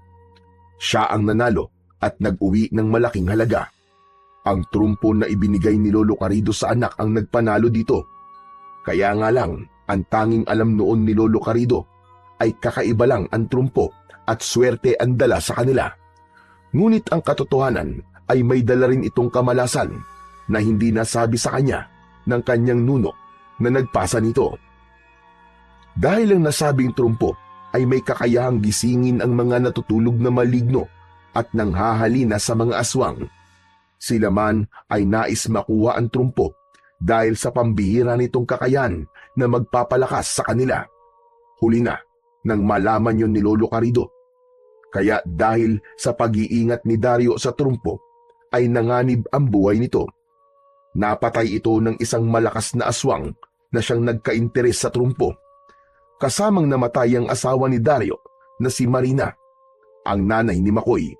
Subalit hindi nakuha ng aswang ang trumpo dahil bago pa kunin ng aswang ay nasunggaban na ito ni Lolo Carido na siyang ginamit din ng matanda upang labanan ang halimaw. Ang bawat pag-ikot ng trumpo ay nagbibigay ng liwanag na pumapatay sa mga kampon ng kadiliman. Ang pag-ikot nito ang nagsisilbi buhay sa trumpo. Subalit kapag hindi ito umiikot ay pangkaraniwang trumpo lamang na maaaring makuha ng kahit na sino, lalo na ang mga nilalang na mula sa kadiliman. Kaya mula nang mapatay ng aswang ang anak na si Dario at ang asawa nito, naiwan na kay Lolo Carido ang pangangalaga sa apong si Makoy. Napagdesisyonan niya ring itago na lamang ito at balutin sa itim na tela na merong orasyon upang hindi ito makuha ng kung anong nilalang. Hindi rin makakahikayat dahil sa pagkakabalot nito sa telang may orasyon. Kaya lamang nang alisin ito ni Makoy sa loob ng itim na tela, yun na rin ang pagkakataon upang makahikayat ng mga kampon ng kadiliman ang nasabing trumpo. Natapos ang alaalang yon ni Lolo Carido. Naipaliwanag niya sa apo ang tungkol sa lihim na bumabalot sa trumpo, kung bakit niya ito itinago. Naku, paano na po ngayon yan, Lolo Carido? Marami nang gumagalang aswang at mga maligno dito sa baryo natin dahil po sa trumpo. Alam na po nila na ginamit na uli at natanggal sa telang may orasyon. Kaya nga talagang nasa panganib tayo, Apo. At ang tanging makakalipol sa mga yon ay ang mismong trumpong kinuha mo sa lumang baol. Lolo Carido, ano pong gagawin natin? Labag man sa loob ko, kailangan mong ipagpatuloy ang paggamit sa trumpo para lipulin ang mga kampo ng dilim na ngayon ay nabulabog ng trumpo na yon. Huwag po kayo mag-alala, Lolo Carido. Alam ko po nakakayanin natin. Saka, hindi niyo po ako pababayaan, di po ba, Lolo? Samantala, sa lugar ni na Leopoldo, ikinatuwa pa nito ang kaguluhang nangyari sa kompetisyon dahil alam na niya kung saan makikita ang kanyang hinahanap. Kaya agad nitong inutusan si Pipoy. Ipinahahanap niyo po ang bahay ng batang mahusay sa trumpo? Oo, Pipoy. Dahil hawak niya ang hinahanap ko. Bossing, yung trumpo po ba ang tinutukoy niyo? Oo, at kailangan ko yon. Bakit po, Bossing? Bumabalik ka na ba sa pagkabata kaya gusto mong makuha sa kanya ang trumpo? Kung gusto niyo po, igagawa ko na lang kayo ng katulad nun. Kaya ko pong gumawa ng trumpo eh. Hangal! Ano ba sinasabi mo, Pipoy?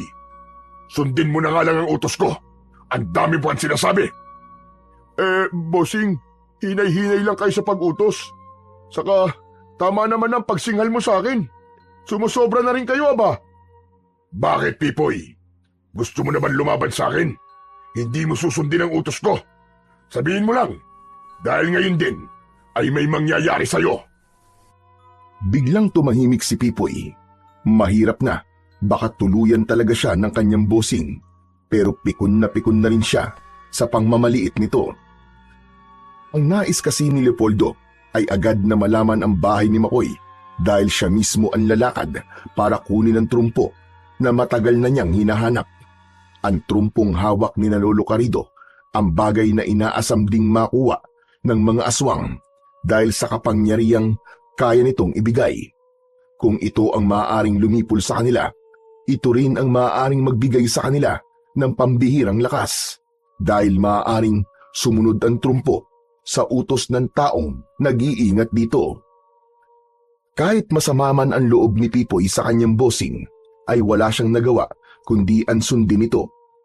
Ipinagtanong-tanong at hinanap niya ang bahay ng batang si Makoy. Dahil naman kilala sa baryo Amor Solo ang maglolo, kaya agad itong natuntun ni Pipoy. Sa pagbabalik niya ay ipinaalam yon kay Leopoldo. Sa wakas, makukuha ko na rin ang trumpong matagal ko nang hinahanap. Kapag nasa kamay ko na yun, wala nang maaaring tumalo pa sa akin dahil magiging sunod-sunuran sa akin ang trumpo sa bawat pagpapaikot na gagawin ko sa kanya. Kapangyarihan, lakas at tagumpay ang ibibigay nun sa akin. Bossing, anong nakakatawa? Hayang ka na naman. Pinakikialaman mo na naman ako. Bossing, nagtatanong lang naman ako eh. Sabi ko nga sa'yo, ayokong pinakikialaman ako. Napupuno na ako sa'yo, Pipoy. Ako rin po, Bossing. Punong-puno na ako sa'yo. Ano ngayon ang ibig mong mangyari? Teka, ano yung hawak mo, Pipoy? Napapagod na rin ako sa mga utos mo. Tapos, nilalait mo pa rin ako. Kaya oras na para tapusin ka. Kaya hindi na mangyayari ang inaasam mo. Hindi mo makukuha sa bata ang trumpo. Dahil matatapos ka na, Leopoldo! Ang lakas ng loob mong pagbantaan ako. Ibaba mo ang kampilang hawak mo, hayop ka! Ibababa ko lang ito. Kapag napatay kita, yun ang dapat sa isang amo na hindi marunong rumespeto sa kanyang alagad. Tiyak na mapapatay kita dahil gawa sa pilak ang kampila na to na kayang pumatay ng aswang na kagaya mo. Dahan-dahang lumapit si Pipoy kay Leopoldo. Umuurong naman ang huli dahil alam niyang hindi nagbibiro ang kanyang kanang kamay. Subalit bago pa tuluyang makalapit si Pipoy kay Leopoldo, wala siyang kamalay-malay na may sumulpot na sigbin galing sa kanyang likuran. Nakawala ang alagang sigbin ni Leopoldo. Bigla siyang nilundagan at inatake.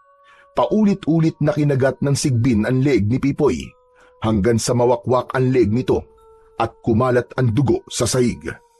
Maging ang muka ay hindi tinigilan.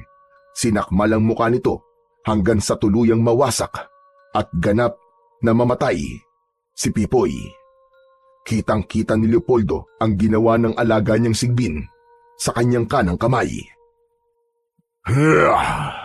Walang kwentang alipin. Isa kang taksil. Kaya tama lang yan sa kagaya mo. Dapat ka lamang mawala, Pipoy. Nang matiyak ng sigbin na wala ng buhay si Pipoy, lumapit ito kay Leopoldo.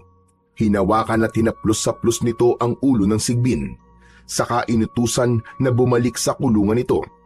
Isa lang ang ibig sabihin nun. Taglay ni Leopoldo ang kapangyarihan upang pasunurin ang mga aswang at iba pang kampon ng dilim. Higit pa ron ang kaya niyang gawin kapag napasakamay na niya ang trumpong iniingatan ni Lolo Carido. Samantala, nang sandali rin na yon, pagkatapos na ipaalam ni Lolo Carido sa kanyang apo ang tungkol sa mahiwagang trumpo, ay naghanda na sila.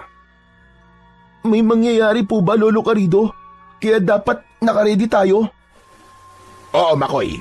Yun nangyari sa may barangay. Ang pagdating ng mga aswang at iba pang maligno. Tsak masusundan yon. Hindi sila titigil para hanapin ang trumpo. Sabi ko nga sa'yo, mula nang gamitin mo uli ang maywagang laruan, ay humikayat na yon ng mga kampon ng kadiliman. Kailangan hindi sila magwagi, Lolo.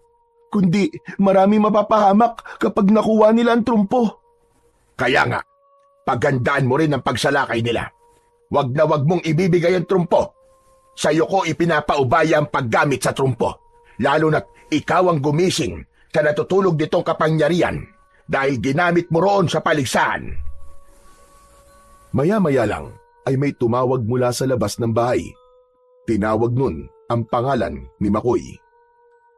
Apo, naririnig mo ba yon? May tumatawag sa'yo. Si Abel po yun, Lolo Carido. Bakit kaya? Lumabas ang maglolo para harapin ang kaibigan ni Makoy. Magandang araw po, Lolo Carido. Uy, Makoy! Pards, salamat naman at ligtas ka rin. Oo naman, Pards. Ako pa ba? Siya nga pala, may kasama ako. Gusto ka daw makausap kasi may dalang swerte sa'yo ng lolo mo. Magandang araw po sa inyo, Lolo. Lalong-lalo na sa iyo, Makoy. Tama ba? Makoy nga ba ang pangalan mo? Opo, sir. Teka po, parang nakita ko na po kayo ah. Teka, saan nga ba? Sa contest, tama. Doon po sa paligsahan. Nakita ko na po kayo doon. Tama ka. Ako nga pala si Leopoldo at ako ang organizer ng Trumpo Tournament at sa akin manggagaling ang premyo. Bakit po kayo nandito, sir? Ano po ba ang sadya nyo? Lolo, gusto ko lang pong ipaalam sa inyo na ang apo niyong si Makoy ang siyang nanalo sa contest at syempre, mapupunta sa kanya ang premyo. Wow! Astig! Ayos na ayos yun, Pards! Congrats sa'yo ah! Talaga po, Sir Leopoldo. Malaking tulong po sa amin ni Lolo Carido ang premyo na yun. Maraming salamat po. Kaya nga lang, hindi ko dala ang premyo ngayon, kundi naroon sa akin bahay. Para makuha niyo yon, kailangan niyo sumama sa akin. Dapat niyong dalhin ang trumpong ginamit mo, Makoy. Sandali lamang. Para saan? Ba't kailangan dalhin pa ang trumpo? Para po sa picture. Dapat sa pagtanggap ni Makoy ng premyo, ay hawak din niya ang kanyang laruan trumpo. Mahalaga po na nakikita rin yun sa picture. O paano po? Tara na at naghihintay ang sasakyan natin. Bago sumama ang maglolo, ay bumalik muna sila sa loob ng bahay para kunin ang mahiwagang trumpo na nasa isang belt bag. Kinuha yun ng bata at inilagay sa bewang, subalit hindi maalis kay Lolo Carido ang pagkabahala. Bakit po, Lo? May problema po ba? Iba ang kutob ko sa Leopoldo na yun, Apo. Parang may kakaiba sa kanya. Si Lolo talaga oh. Sayang naman po yung premyo. Sabi naman niya, ako ang nanalo eh. Kaya dapat makuha natin ang premyo. Oo naman. Pero ingatan mo mabuti ang trumpo. Sabi ko nga sa'yo, iba ang kutob ko sa Leopoldo na yon. Opo, Lolo. Ako pong bahala sa trumpo. Ang mahalaga po ay makuha po natin ng premyong para sa akin dahil magiging malaking tulong po yun. Sumama na ang maglolo kay Leopoldo. Sumakay na sila sa isang itim na kotse na si Leopoldo ang nagmamaneho. Wala na ang alalay niyang si Pipoy dahil tinapos niya na ang pagiging pakialamero nito. Habang tumatakbo ang kotse, ay dumaan ito sa liblib at may matataas na kahoy. Nakikiramdam ang maglolo habang nasa loob ng sasakyan. Hanggang sa biglang huminto ang sinasakyan nila. Sir Leopoldo, ano po nangyari? Bakit po kayo huminto? Nagkaroon ng problema ang makina. Malayo pa po ba tayo? Malapit na sana eh. Kaya lamang nagkaroon ng aberya. Sandali lang. Titignan ko lang ang makina. Subalit hindi bumaba si Leopoldo. Tahimik lang itong nakatingin sa labas ng kotse. Akala ko ba kailangan mong tignan ang makina? Bababa rin ba kami? Bago pa yun sagutin ni Leopoldo, ay bigla nang nagbago ang anyo nito. Naging isang aswang, isang mapanganib na halimaw. Matalim ang mga mata, lumaki at nagkaroon ng tulis ang mga tenga, at napuno ng matatalas na ngipin ang bibig nito. Wala na kayong kawala ngayon. Akin ang trumpo. Ibigay niyo sa akin yan. Mabilis ang naging kilos ni Makoy. Agad niyang nabuksan ang kotse. Subalit naiwan sa loob si Lolo Carido. Nakulong sa loob ng kotse si Lolo Carido. Baka patayin siya ni Leopoldo na naging isang aswang. Kailangan mabuksan ko ang kotse. Hala, hindi ko mabuksan ang kotse. Nakalak na. Natataranta na si Makoy dahil alam niyang nasa panganib ang buhay ng kanyang Lolo Carido. Agad niyang naisip ang dala niyang trumpo na nasa kanyang dalang belt bag. Hinuha yun ni Makoy. Inikot niya ang tali sa trumpo at ibinato yun sa unahang bintana ng kotse. Nabasag ang salamin nun at ang trumpo ay bumagsak sa front hood ng kotse at umiikot yun. Naglabas ng kakaibang liwanag ang trumpo at sumilaw yun sa aswang na nasa loob ng kotse. Nagalit at nagwala ang aswang dahil hindi niya kaya ang liwanag na inilalabas ng trumpo. Kaya napilitan itong lumabas ng kotse. Pilit nitong inaabot ang umiikot na trumpo. Kaya lamang tuwing pagtatangkaan niya itong hawakan ay tila napapaso siya sa liwanag. Hindi ko magawang hawakan ng trumpo. Paano ko ito makukuha? Sige, may wagad trumpo. Magpatuloy ka na sa pag-ikot para matapos na ang kasamaan ng halimaw na yan. Samantala, nagpumilit namang makalabas ng kotse si Lolo Carido nang mawala sa kanya ang atensyon ng aswang dahil sa liwanag na nagmumula sa trumpong umiikot. Agad siyang nilapitan ni Makoy upang tulungang makalabas ng kotse ang kanyang lolo. Habang umiikot ang trumpo, ay iba't ibang ingay ang naririnig sa paligid ng lugar na kinaroroonan ni Makoy. Hindi sila makapaniwala nang igala niya ang kanyang paningin. Maging si Lolo Carido ay gulat na gulat din dahil napapaligiran sila ng iba't ibang uri ng kampon ng kadiliman. Nahikayat ng umiikot na trumpo ang mga nilalang mula sa kadiliman na namamahay sa paligid ng lugar na kanilang kinaroroonan. Maging ang mga aswang na kapanalig ni Leopoldo ay naroon na rin. Hindi ito maaari. Napakaraming mga kauri ko nandito. Bukod pa sa iba pang maligno. Sila man ay nagkaka-interes na makuha ang mahiwagang trumpo. Hindi pwede yun. Sa akin lamang dapat mapunta ang mahiwagang laruan. Sa akin lang! Dahil alam ni Leopoldo na malakas siya, dahil bunga siya ng dalawang uri ng aswang, ang aswang asbo at aswang hanagob, kaya hinarap niya ang mga aswang na naroon. Alam ko ang pakay nyo, pero huwag niyong subukan, dahil para sa akin lang ang mahiwagang trumpo. Para sa akin lang! Biglang sinalakay ng aswang na si Leopoldo ang mga kauri niyang kampon ng kadiliman. Subalit hindi nagpatalo ang mga aswang na kanyang inatake. Patuloy naman sa pag-ikot ang mahiwagang trumpo at ang liwanag ay sumisilaw sa mga nilalang ng kadiliman na naroon. Pinupukol nila yon upang huminto sa pag-ikot. Dahil sa paghinto nun ay matitigil din ang paglabas ng kakaibang liwanag. Nang mga sandaling yon ay nasa isang tabi lang ang maglolo na nakatingin sa mga nangyayari. Noon lamang sila nakakita ng ganung uri ng mga nilalang. Sila ang mga nag-aaway at nagbabangayan para sa mahiwagang trumpo. Lolo, ano pong gagawin natin? Lahat po sila ay gustong makuha ang trumpo. Oo, Apo, dahil sa pambihirang lakas at katangian na taglay ng trumpo na kanilang mapapakinabangan. Lolo, tignan niyo po. Bumabagal na po ang trumpo sa pag-ikot. Agapan mo, Apo. Kapag ganap ng bumagal ang trumpo, kunin mo agad at muli mong itali ang lubid para paikutin yon. Hanggang umiikot ang trumpo, ay hindi nila makukuha yon dahil ang liwanag ay sisilaw sa kanila. Opo, Lolo. Nang ganap ng bumagal ang pag-ikot ng trumpo, ay agad itong sinunggaban ni Makoy. Mabilis niyang itinali sa trumpo ang tali nito upang paikutin.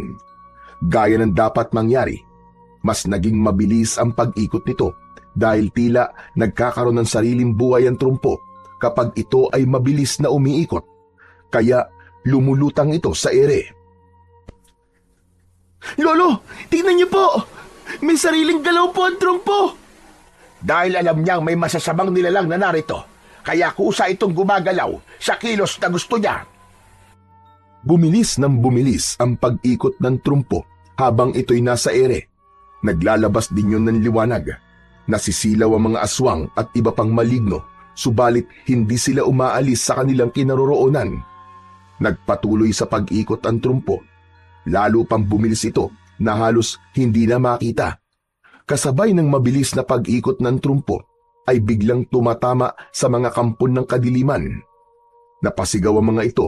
Inisa-isa nito ang mga halimaw. Hindi kayang umiwas ang mga ito dahil sa bilis ng pag-ikot at biglang pagtama sa kanila. Lolo, natataranta na po ang mga aswang at maligno sa ginagawa po ng trumpo. Alam kong may iba pa siyang gagawin na po. Yun ang aabangan natin. Hindi nga tumigil sa pag-ikot ang trumpo. Lalo pa itong bumilis at ang mabilis na pag-ikot ay lumikha ng hangin na gaya ng sa ipo-ipo. Malakas ang umiikot na hangin at isa-isang tinatangay ang mga kampon ng kadiliman na naroon, kasama si Leopoldo. Hanggang ang mga nilalang ng dilim ay sama-samang umiikot at sumasabay sa pag-ikot ng trumpo.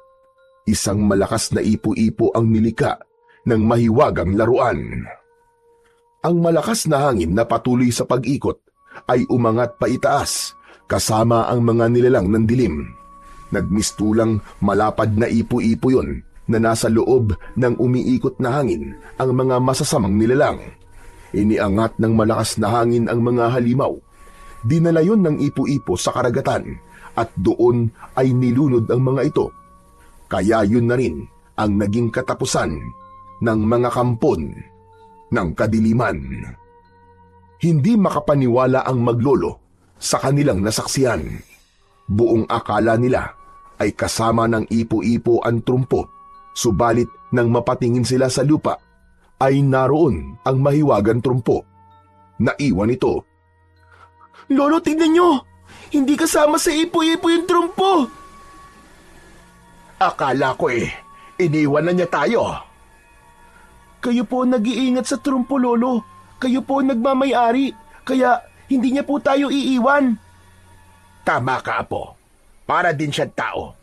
Nasa atin ang kanyang katapatan. Dinampot ni Makoy ang trumpo. Ibinalik yon sa belt bag na nasa kanyang bewang. Lolo, ligtas na po tayo. Wala na po ang mga aswang at maligno. Kaya kailangan ko nang itago uli ang trumpo, Apo, para wala na rin makakahikayat pa sa masasamang nilalang. Hindi na rin malalagay pa sa peligro ang buhay natin at ang buong baryo. Opo, Lolo. Pero, Lolo, payag na po ba kayong maglaro ko ng trumpo? Yung gawa po ng tito ni Abel? Oo naman, Apo. dahil tuluyan ko na rin natanggap ang lahat. Alam kong hindi matutulad ng kapalaran mo sa naging kapalaran ng tatay mo. Pero ayokong pakikialaman mo ulit ito, ha? Paano po kung biglang magkaroon uli ng mga aswang? Pakadalabang natin pag-isipan yon. Pero sa ngayon, hayaan na muna nating magpahinga at manahimik ang mahiwagan trumpo ng liwanag at buhawi. Para din yon sa ating kapayapaan.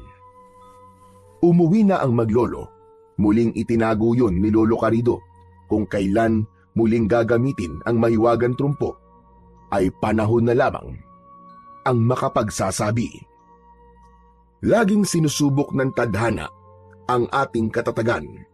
Subalit huwag tayong padaig sa anumang hamon ng buhay na ating pagdaraanan.